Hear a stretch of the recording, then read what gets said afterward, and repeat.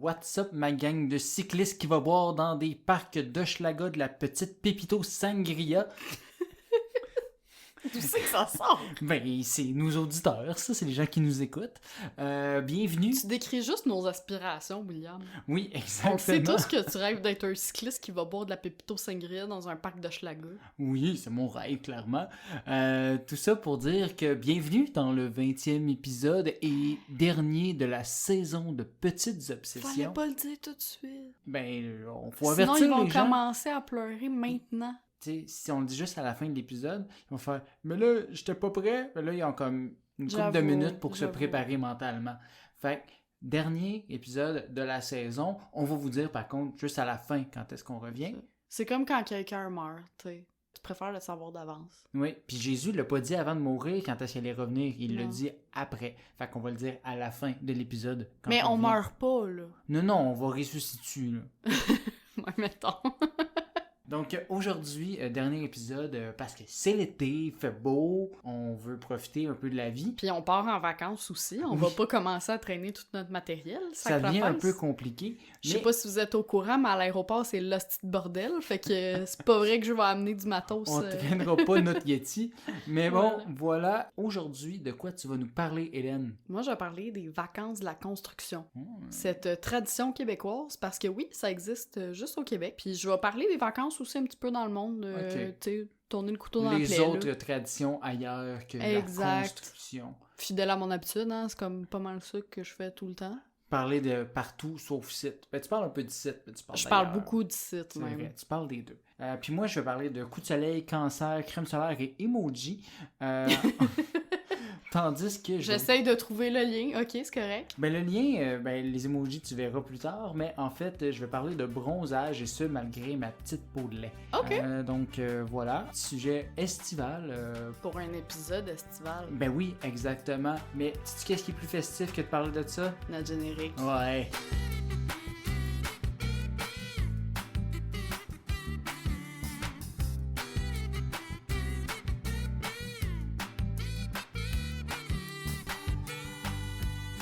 Will, Yes!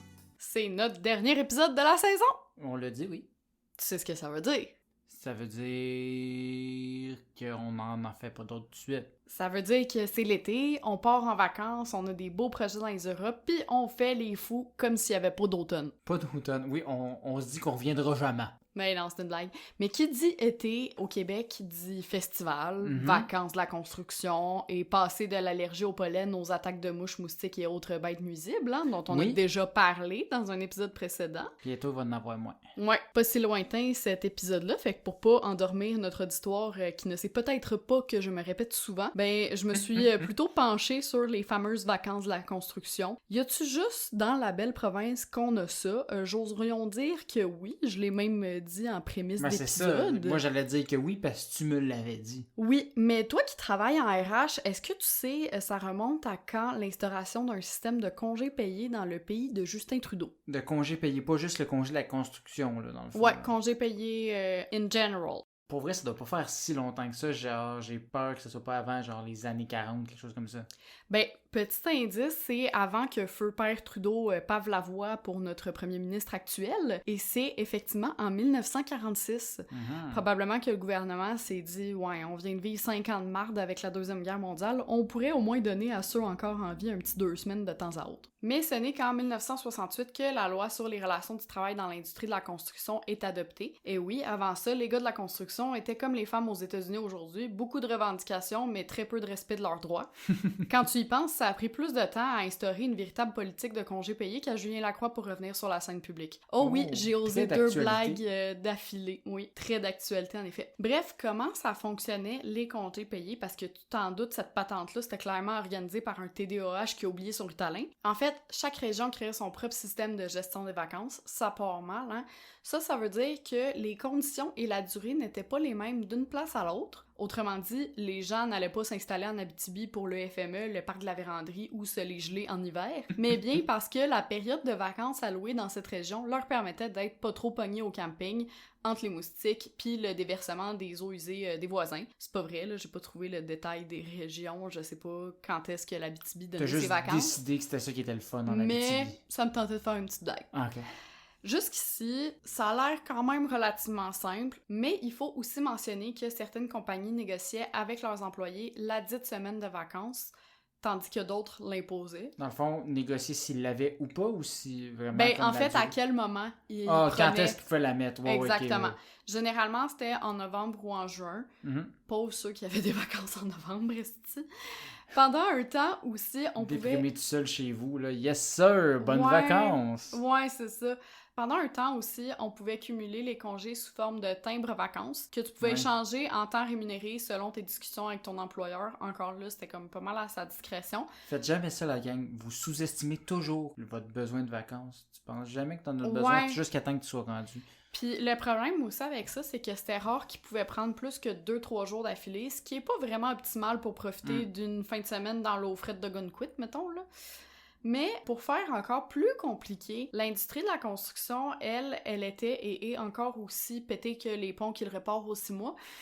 En fait, encore aujourd'hui, les travailleurs de la construction ont tendance à changer souvent d'employeur, de contracteur, par exemple, sur les chantiers. Selon les chantiers, oui. Exactement. En plus d'être tout le temps sur des lieux de travail différents et de vivre des périodes de chômage cycliques, fait que ça devient difficile d'avoir un système égal pour tous. Pour éviter d'avoir à recumuler toutes les vacances à chaque fois. Exactement.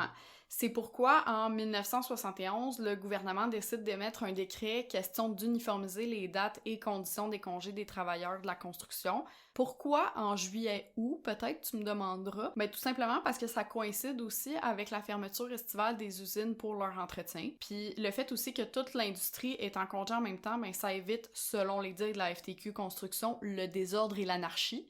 On va se calmer l'anarchie, là. Ouais, l'affaire du nettoyage dans les usines, j'ai plus l'impression que c'est le fait la poule. Parce que moi, en ayant travaillé dans un endroit industriel, ben, t'es comme, hey, c'est la construction, on en profite pour. Ouais, c'est ça, exactement. Comme, je sais pas lequel est vraiment arrivé en premier, mais bon. Ben, surtout aussi, comme, je me dis, tu peux quand même entretenir ton usine oui, il y a de l'entretien à d'autres moments et en parallèle qu'elle soit fonctionnelle, là. Faut pas que t'attendes qu'elle pète pour l'entretenir. Ah, vois-tu, ça dépend de la business, mais il y a quand même le côté où ben justement, la construction demande moins de matériel ou en donne moins, ou vice-versa. Ah, ok, donc, il y a moins de demandes, fait que t'as plus de temps pour faire les grosses réparations, tu sais, donc pas juste le petit entretien de tous les jours, mais vraiment de faire les gros changements. Ouais, c'est vrai, t'as raison. C'est surtout aussi que ça permet d'avoir une meilleure idée de la disponibilité des effectifs et à Kevin d'aller se prendre une petite cerveza à Cancun parce qu'il est pas productif en période de grande chaleur. Et aujourd'hui, même si cette période est associée à l'industrie de la construction, c'est quand même près du quart des Québécois qui seront en vacances parce qu'il y a les conjoints-conjointes, les familles, etc. Il y a des gens qui décident de prendre ces vacances-là. Parce que c'est l'été puis c'est nice, là. Puis blague à part, c'est quand même exactement en raison de la chaleur et pour éviter des problèmes de santé et de sécurité que les 2 semaines de la construction sont passées des 2 dernières de juillet à la dernière de juillet et la première d'août parce que il faisait plus chaud, de plus en plus c'est réputé pour être ces 2 semaines-là qui sont les plus chaudes au Québec. Tout ça pour dire que oui, William, cette tradition est unique au Québec. Est-ce qu'elle a toujours lieu d'être? La question se pose. Ça fait beaucoup de gens en congé en même temps. Les billets d'avion et les terrains de camping coûtent plus cher. L'essence aussi. Déjà qu'elle coûte un esti de bras, si elle doit nous coûter 2 jambes en plus, ça va mal. Et surtout, t'as plus de risques de rencontrer des semblables au resort que t'as réservé, même si t'es dans le fin fond de Cuba. Ouais, moi, c'est sûr que mes vacances, j'essaie d'éviter les endroits pendant ces 2 semaines-là. Là. Comme justement, il y a le quart du monde qui s'en vont là, essaye de prendre ça ailleurs si tu veux rester au Québec, en tout cas. Ouais, surtout que l'été, il est assez court comme ça dans la belle province, pourquoi pas profiter de chaque minute de la saison la plus optimale pour les travaux de la construction, pour justement faire des travaux de construction. Ouais. Mais c'est pas, eux seraient pas d'accord de dire ils ont pas le droit d'avoir des vacances pendant la belle période, tu sais. Tout à fait. Mais est-ce que c'est encore optimal d'avoir un congé payé collectif? Ah ouais, peut-être que c'est dans le sens plus nécessaire. où toute l'industrie est en congé en même temps. Il pourrait avoir 2-3 options, tu sais, mettons dans l'été. Hein. Exactement. Tu t'en doutes, comme pour toute règle, il y a menstruation. Excuse-moi, je veux dire exception. Par exemple. Aïe, aïe, aïe. Il était bien tard quand je l'ai écrit, celle-là. Ouais, il est bien tard en ce moment aussi. Hein? Oui. Je l'ai pas écrit en ce moment. Bref, par exemple, ceux qui travaillent sur des urgences, la voirie ou les autres réparations ou entretiens ne seront pas nécessairement en congé durant ces 2 semaines-là. Ça dépend de ce qui est négocié avec l'employeur, puis ils pourront aller en congé à tour de rôle entre le 1er mai et le 1er octobre. C'est le cas notamment du chantier du pont Champlain, qui a eu lieu il y a quelques années déjà. Les travailleurs... Mais il y a encore lieu, là. Je veux dire, il n'est pas défait, le pont, là? Non, il n'est pas défait, mais le nouveau pont... Ah, ok, excuse, parce que j'étais comme là... Oui. Quoi, ils l'ont juste abandonné à moitié défaite? C'est quoi qui se passe, là? Mais c'est un patrimoine culturel! Ouais. Non, c'est ça, mais en fait, les travailleurs qui ont travaillé sur ce chantier-là, ils travaillaient durant l'été aussi, donc ils prenaient des congés à tour de rôle, en fait. C'était pas les 2 semaines nécessairement de la construction qu'ils prenaient. Ah, intéressant.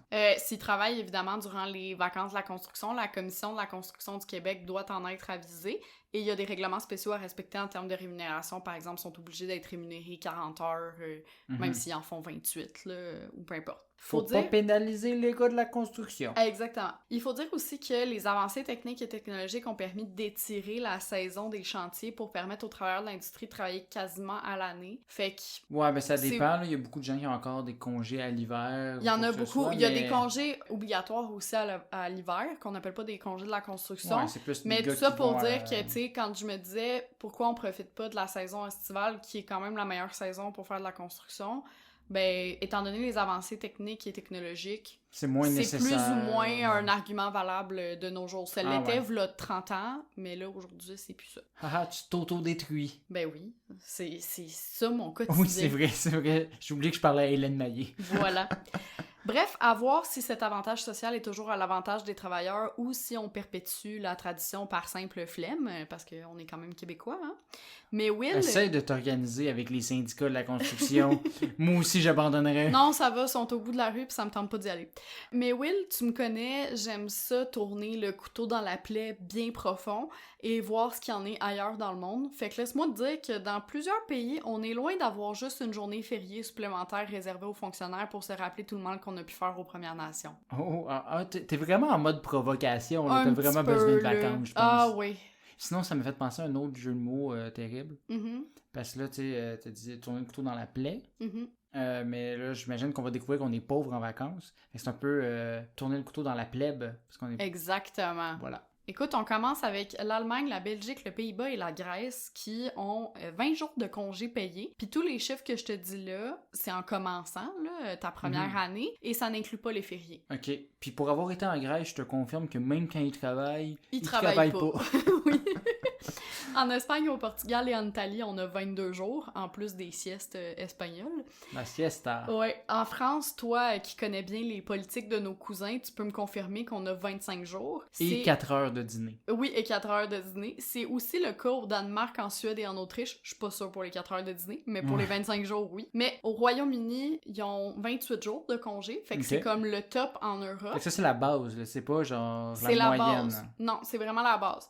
Damn. Ouais, si tu calcules avec les jours fériés, là, par contre, le Royaume-Uni descend en 10e position avec seulement 8 jours festifs, là, fériés. Loser! Versus d'autres pays qui en ont 10, 11, 13. Tandis que le top du classement est occupé par l'Autriche et Malte avec 38 jours de congé au total, donc payés en vacances et en fériés. Which is really nice. Ouais, ça c'est ce que plusieurs sources m'ont confirmé, mais apparemment que, selon un article de Randstad, ce serait en fait le Koweït en tête avec 30 jours de congé et 13 fériés. C'est-à-dire 1 mois et demi de congé. Fait que moi, je pense que je vais déménager au Koweït, mais avant ça, je vais... Il y a quoi à faire au Koweït? Du pétrole. Ah oui, ben oui, hey, j'ai le goût d'abord. Du pétrole pis se voiler. Hey, là, hein? Plus respecter mes droits. Des bons arguments de vente. Mais avant de peut-être déménager et demander un visa pour le Koweït, je vais quand même te parler d'autres régions aussi du monde, parce que du côté des Amériques, et si t'inclus les fériés, cette fois le Brésil accorde 33 jours de repos et le Chili 30. En Argentine, ça dépend de ton ancienneté. Tu commences avec 14 jours de congé plus les fériés après 6 mois et tu peux monter jusqu'à 35 jours après 20 ans. Et va savoir si les entreprises là-bas arrivent à retenir leurs employés aussi longtemps que 20 ans pour avoir 35 jours de congé. Je ne sais pas. Mais c'est en Bolivie qu'on est le plus gâté avec 37 jours de congé au total, ce qui le place en 3e place de notre classement des best pays où avoir des congés payés après l'Autriche et Malte. Tu t'en doutes, au Québec, on est loin d'être les pires avec nos 2 semaines après 1 an, même si on figure pas dans le top 30, là, ni dans le top 55 de Randstad. En fait, aux Philippines et en Thaïlande, c'est respectivement 5 et 6 jours de congés qui sont accordés aux travailleurs. En Chine, ça monte à 10 jours, tandis qu'à Singapour, ça varie entre 7 et 14 jours selon l'ancienneté. On pourrait croire que le Japon suit pas loin étant donné sa proximité culturelle, mais les travailleurs là-bas disposent de 20 jours de congé auxquels s'additionnent 15 fériés, fait que c'est quand même pas mal. Soulagement, sauf qu'une étude de 2017 du ministère de la Santé et du Travail du Japon a révélé que les Japonais prenaient en moyenne 8,8 jours de congé par an. En fait, c'est la culture du travail un peu là-bas, fait que même si on a des congés, ils les prennent pas. Ouais, c'est très mal perçu, tu sais, quelqu'un qui rentre plus tôt, qui travaille pas tard le soir, qui se démène pas, pis tout ça, tandis que si justement tu fais tout ça puis tu travailles, ben t'es vu comme un employé sérieux, dévoué, loyal, etc. Il y a beaucoup ça aussi en Amérique du Nord, où la haute direction ne prend jamais ses vacances, donc ça fait que... J'y viens justement aux États-Unis. Ils vivent encore en 1740 sur bien des aspects, y compris les congés, puisqu'il n'y a aucune loi qui les rend obligatoires. En fait, contrairement à nous, qu'on est obligé d'avoir 2 semaines après 1 an, c'est à la discrétion des employeurs. On appliquera plus souvent la règle de l'ancienneté. Les salariés peuvent donc espérer avoir 15 jours après 5 ans de loyaux service et dire bonjour à la No Vacation Nation, parce que c'est vraiment comme ça qu'est vu les États-Unis. Il y a quelques années, on était à ça, c'était 5 ans pour 3 semaines. Maintenant, on est rendu à 3, ce qui n'est pas vraiment excellent, mais quand même 5 ans, c'est horrible.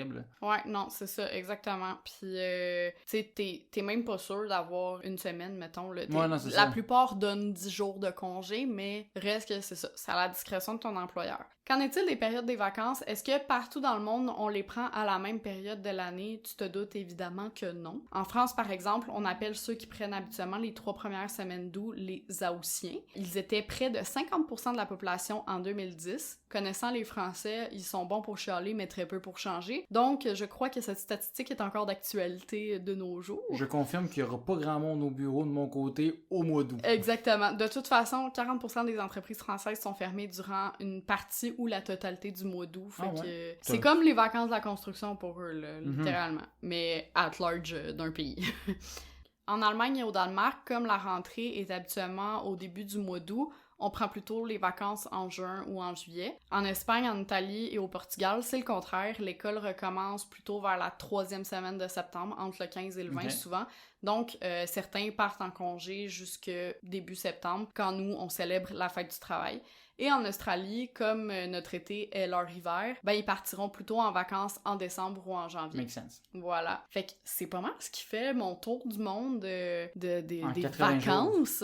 Non, pas en 80 jours, malheureusement. 80 jours de vacances par année. Go! Rosalie Côté, si tu m'écoutes, j'aimerais avoir 80 jours de vacances. On le fait! Non, mais c'est ça. Tu sais, je veux dire, on n'est pas si pire, mais clairement que je trouve personnellement que c'est pas beaucoup 2 semaines. Non, c'est vraiment pas beaucoup. Pour décrocher de son travail. Fait que là-dessus, ben, je vais te laisser poursuivre avec la crème solaire, les emojis et le FPS et je ne sais plus je l'avais pas dit encore, mon FPS, mais oui, ça va faire partie des sujets. Excusez-moi, pardon. Mais oui, dernier sujet de la saison. Officiellement. Officiellement, là, parce que c'est le dernier épisode, mais c'est le dernier sujet. Ouais. Ça m'attriste quand même un peu, mais je me console en me disant que dans quelques semaines, je vais être au bord de la Côte d'Azur avec un bon drink à la main et ma tristesse disparaît assez vite.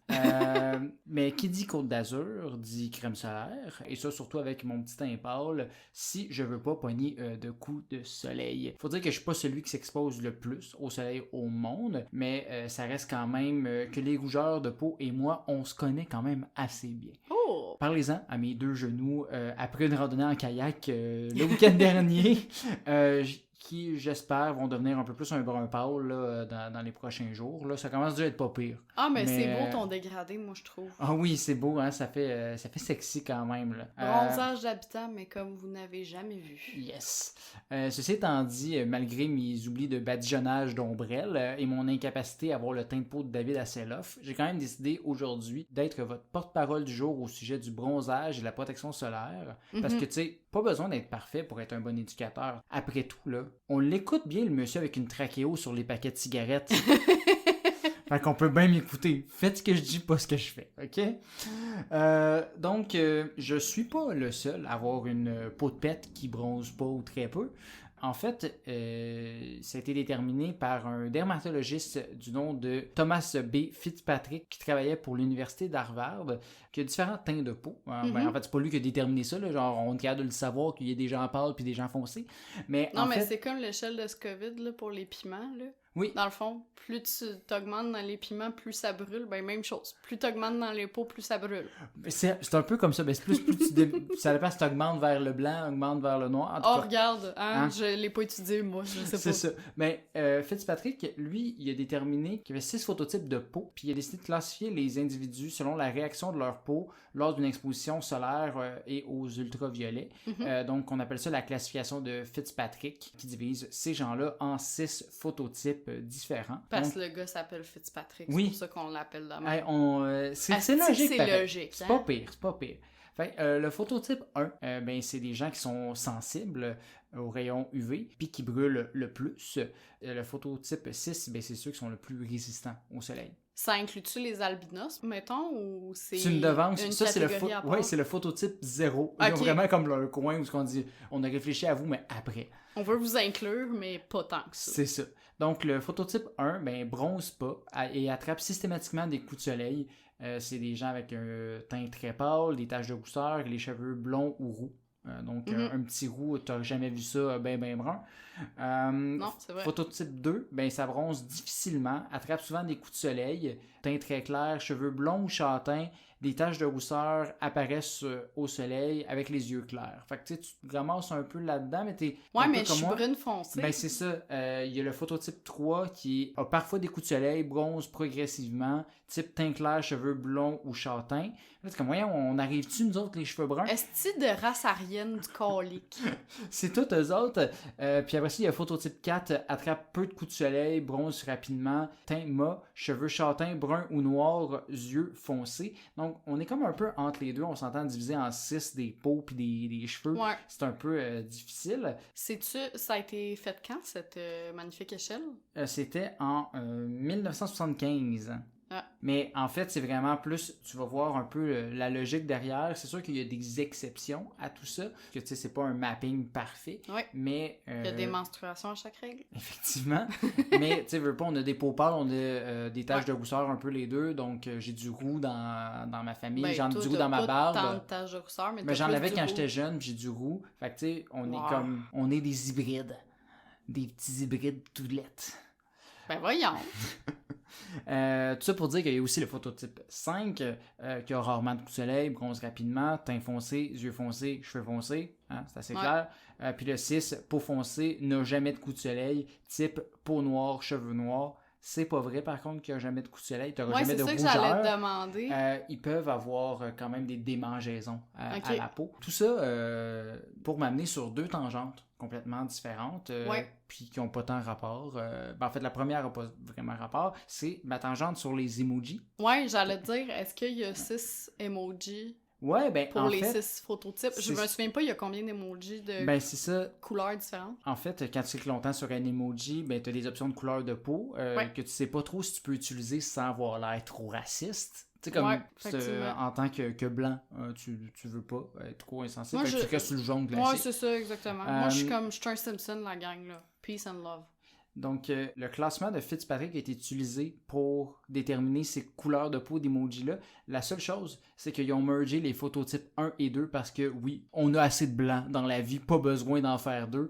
Un, c'est bien suffisant. Fait que les deux sont mergés ensemble. Puis ils n'ont pas fait d'albinos. Ils n'ont pas fait d'albinos.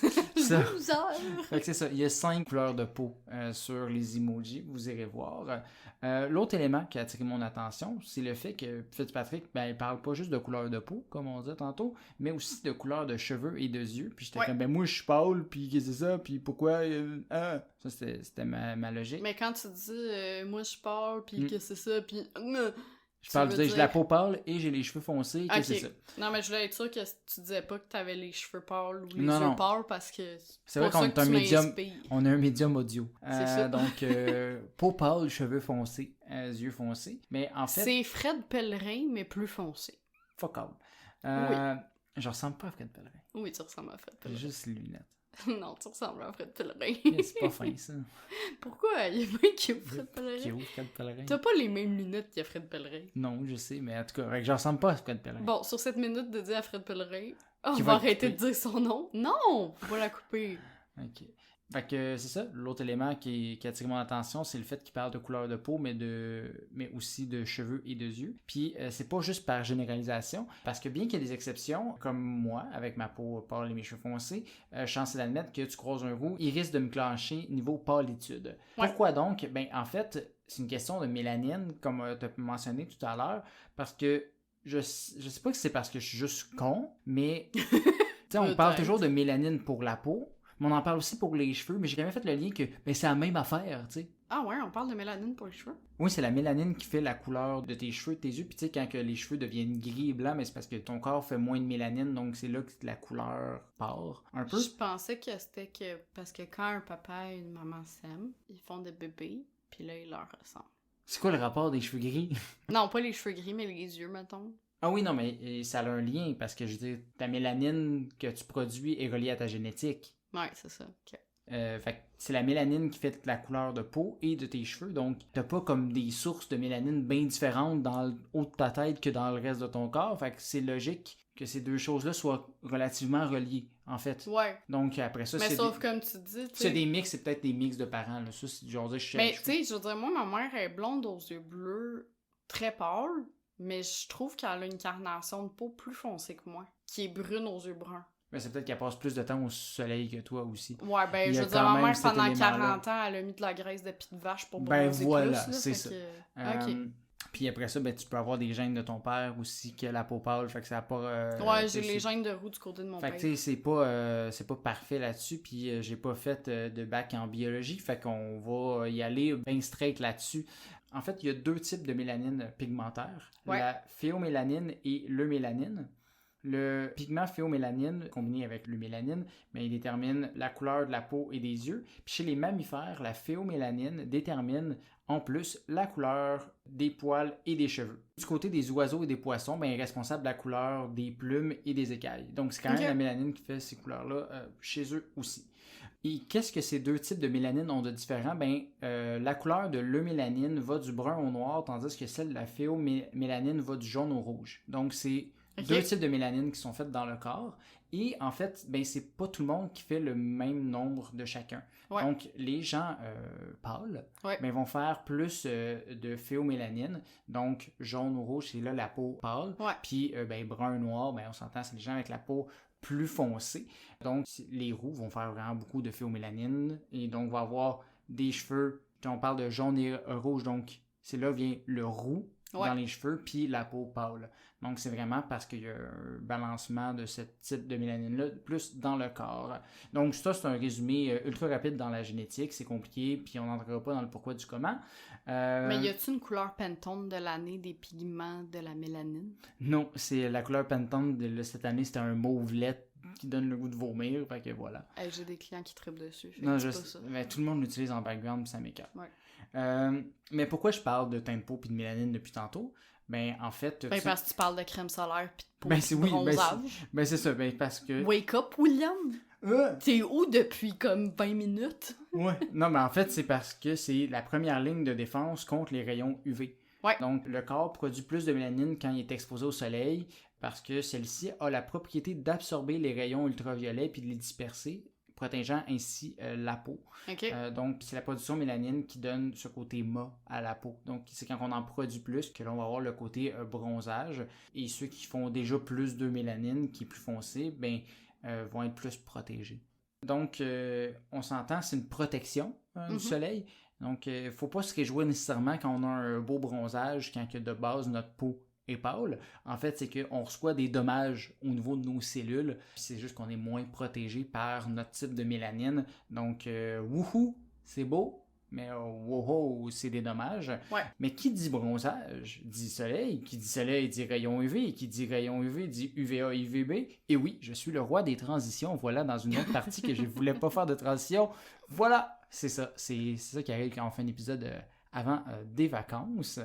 Donc, sais-tu la différence entre les UVA et les UVB? La lettre. Oui, effectivement. Il y en a un qui est meilleur à l'école. Oui, il y a des meilleurs. Il y en a un qui a des plus petits seins. Je peux plus continuer, j'ai plus de blagues. Le moins bon à l'école, le UVB, lui, il pénètre pas profondément dans la peau. Mais non, c'est ça, il est moins bon. C'est ça, tellement pas bon. Il est bloqué par l'épiderme. Mais justement, vu qu'il est à l'épiderme, mais c'est lui qui provoque la rougeur et donc les brûlures, a.k.a. les coups de soleil. Donc, c'est la faute de monsieur UVB.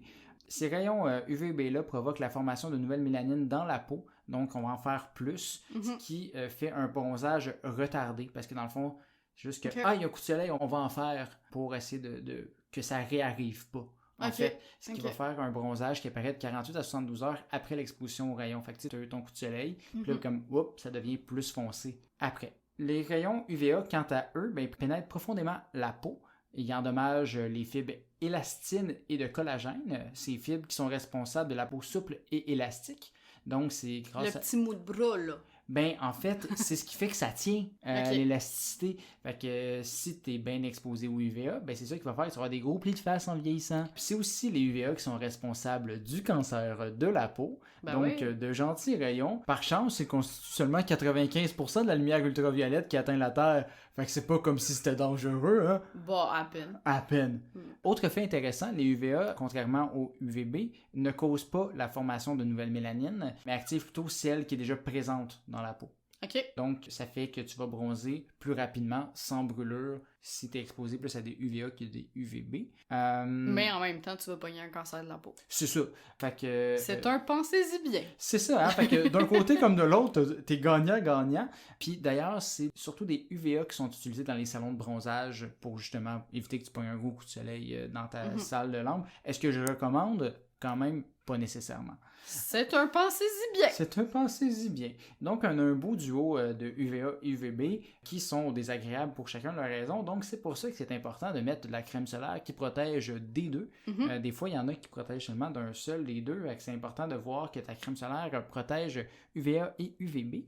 Puis, il faut aussi choisir la bonne crème solaire selon ton type de peau. Étant donné que certains sont plus sensibles aux rayons UV. Puis c'est là qu'on parle de facteur de protection solaire ou FPS. Puis je suis là pour démystifier les différents types de FPS. On s'entend. Mon Dieu, mais tu démystifies tellement d'affaires aujourd'hui. Oui, je suis pas structuré, mais je démystifie plein d'affaires. On s'entend, on voit généralement des FPS 15, 20, 30 et 50. Mais 60 aussi, je pense. Moi, 60. Mais qu'est-ce que ça veut dire réellement? C'est leur note sur 100, je sais pas. Non. La protection? En fait, c'est ça. En même temps, j'espère pas parce qu'il y a 30 sur 100. Non, c'est pas ça. En fait, moi aussi, je me posais la question. J'ai déjà entendu des affaires de 10 minutes de protection, là, par shot de 10 minutes. T'as déjà entendu ça? En fait, c'est quand même vrai. Ce qui est fait pour ces crèmes solaires-là, c'est des tests en laboratoire où on met de la crème solaire sur une partie du dos d'un joyeux cobaye, puis on compare la réaction de sa peau avec ou sans la protection solaire. Mais cobaye poilu ou pas poilu, mettons? Moins poilu pour que ça soit plus clean. Donc, on détermine alors le FPS de la façon suivante. Si par exemple, une personne a un coup de soleil au bout de 10 minutes sans protection, un FPS 15 signifie qu'il faudra 150 minutes, soit 15 fois 10 minutes, pour obtenir le même coup de soleil avec cette crème. Du coup, théoriquement, la crème avec un FPS 50 protégerait pendant 50 fois 10 minutes, donc 500 minutes. Mais ça, faut pas prendre ça pour du cash. On s'entend, c'est des tests en laboratoire avec des conditions parfaites. Donc, tu t'es pas gratté, tu t'es pas baigné, t'as pas sué, rien. T'es vraiment en laboratoire sans avoir bougé d'un poil. Donc, c'est quand même très important, si tu mets de la 50, de te protéger, d'en remettre tous les 2 heures.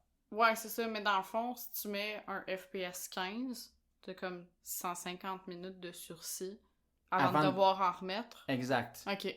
Mais comme je dis, t'es mieux quand même d'en mettre plus souvent, même avec les autres qui sont plus haut FPS, parce qu'on agit, puis même chose dans le fond au final pour la 15, parce que si tu bouges avec ça, ben ça se peut moins 150 minutes. Tu restes pas planté là dans ton salon, là, habituellement, quand tu avec la sueur, puis tout, ça va faire bouger, sueur, tu vas bouger. baignade, chlore, eau de mer, peu importe. Fait que c'est pour ça qu'on recommande toujours d'en remettre aux 2 heures, parce que ça correspond au minimum avec la FPS 15. T'en profites en même temps pour te tourner, pour avoir un bronzage égal des deux côtés. Ouais, truc de pro. entre autres. Donc, c'est plus pour une question de durée de protection solaire que d'être plus protégé par une crème ou un autre, parce que en effet, une FPS 30 ne protège pas 2 fois plus qu'une FPS 15. En fait, le chiffre représente la fraction des rayons UV que la crème laisse passer. Dans le fond, une FPS 15 laisse passer 1/15e des rayons UV. Okay. Donc, 7%. Du coup, une FPS 20 laisse passer 1/20e ou 5%. Ouais. Une FPS 30 laisse passer 3,3%, puis la FPS 50 laisse passer 2%. Donc la différence entre une FPS 50 et une 30, c'est seulement 1,3% de rayons UV. Mais ça veut quand même dire que... T'es plus protégé des rayons UV. T'es plus protégé, mais c'est vrai que si tu mets, mettons, de la FPS 30, tu bronzes plus que si tu mets de la FPS 50. Ben oui, parce que tu vas recevoir plus de rayons UV à travers la peau. Mais tu sais, on s'entend... Mais t'as plus de chances d'avoir un coup de soleil. Oui, mais tu bronzes plus de 1,3%. Ouais. Fait qu'on s'entend la différence. Mais en même temps, une FPS 50, là, j'ai l'impression que genre le FPS est proportionnel au prix de la crème. Genre une FPS 60, c'est toujours fucking cher. Ben oui, c'est sûr que là, ils vont t'en vendre plus cher parce que c'est plus de protection. Ouais, mais c'est ça. Est-ce qu'il y a un racket en arrière de ça? C'est un autre sujet. Ça reste quand même important de mettre un FPS qui correspond à ton phototype. Donc, un phototype 1 qui a moins de mélanine pour protéger sa peau, ben il a besoin de sa FPS 50. Fait que le 1,3 de différence n'a peut-être pas vraiment d'impact pour quelqu'un qui est de phototype 3, mais pour un phototype 1, oui, ça a quand même un impact parce que sa peau n'est pas capable de se protéger autant contre ces rayons UV-là. Ouais. Donc, dans son cas, il faut de la 50. Moi, dans mon cas, ben, peut-être plus de la 30. Puis, un phototype 6, ben, c'est important de se crémer quand même parce que même s'il n'y a pas de traces de rouge sur la peau, ben, tu peux ressentir des douleurs à la peau après une longue exposition, mais aussi, tu peux quand même faire partie du grand tirage pour gagner un cancer de la peau si tu ne mets pas de crème solaire. Hey, quelle loterie, ça! Fait que c'est ça. La FPS 15 est bien correcte pour eux autres, mais faut quand même qu'ils en mettent. Donc, du coup... ça, c'est le français en toi qui ressort. Ouais. Qu'est-ce qui arrive si on se crème adéquatement? Est-ce qu'on bronze quand même? Ben, techniquement, ça laisse passer des rayons. Oui, mais on s'entend, c'est 3%. Mais... Tu sais, mettons, en moyenne. Donc, en théorie, pas tant que ça. C'est avec des 3% qu'on fait des 100%. Oui, mais en théorie, pas tant que ça, parce qu'on se rappelle, c'est une sorte de brûlure de la peau dont la crème nous protège. Donc, si tu bronzes quand même en ayant mis ta crème, il y a 2 explications. Ben, il y a le petit pourcentage, ou soit tu n'utilises pas le bon type de crème pour ton teint de peau, ou tu n'en as pas assez mis. Parce que au final, tu dis, hey, j'ai mis de la 30 aujourd'hui, puis j'ai fait un petit bronzage, c'était pas pire. Mais en fait, c'est juste que ben, tu n'as mis une fois. Puis 4 heures, genre. Une fois 4 heures, puis au lieu de pouvoir rester 20 minutes dehors avant de pouvoir bronzer, puis de pogner un coup de soleil, puis de rentrer dedans, mais t'as passé un 3 heures où t'étais protégé, puis après ça, un moment donné, t'as commencé à bronzer. Fait qu'au final, c'est vraiment plus parce que t'es pas assez crémé. Fait que quelqu'un qui se crème réellement, ben, il va moins bronzer. Donc, à vous, chers auditeurs, de choisir dans le dilemme suivant pour cet été, être jeune, cool et bronzé, qui vont finir par plisser et potentiellement être cancéreux, ou rester jeune, pâle et être moins ridé et potentiellement pas cancéreux. Donc, il y a des arguments des deux côtés, pour les deux camps, mais vous aimez, peu importe votre décision, quand même. Moi, je suis là pour vous informer, vous faites ce que vous voulez avec ça, vous faites pas de mal à personne à part à vous autres. Fait que voilà, je vous aime, mes auditeurs, j'ai hâte de vous revoir. C'est fini. C'est fini. Je vais verser une petite larme. On revient. On revient le 23 septembre 2022. On avait dit, ouais, ça, parce qu'à un moment donné, on revient le 23 septembre 2026. Oui, c'est ça. Ça ferait une longue pause, même si on a besoin de vacances. Ouais, mais... Mais sans blague, on revient en format podcast en septembre, mais on reste quand même actif sur nos réseaux sociaux, que ce soit Facebook, Instagram ou TikTok. Probablement peut-être plus de TikTok même. Oui, c'est ça, exactement, j'allais dire plus de TikTok. On va essayer de repartager ce qu'on fait en contenu TikTok sur les autres plateformes, mais clairement que si vous voulez encore plus de contenu qui joigne le utile à l'agréable et en format très court, là, souvent moins 1 minute, abonnez-vous à nos plateformes. N'hésitez pas aussi à partager notre podcast à vos amis, votre entourage, votre famille. C'est ce qui nous encourage. On n'est pas payé pour ça, mais c'est toujours gratifiant de voir que vous nous écoutez puis que vous êtes toujours plus au rendez-vous à chaque 2 semaines. Yep. Puis sinon, ben, on vous souhaite un super bel été, des belles vacances si vous en prenez et surtout, crémez-vous la gang. Yes. Bisous, bisous. Bon voyage. Bisous, bye.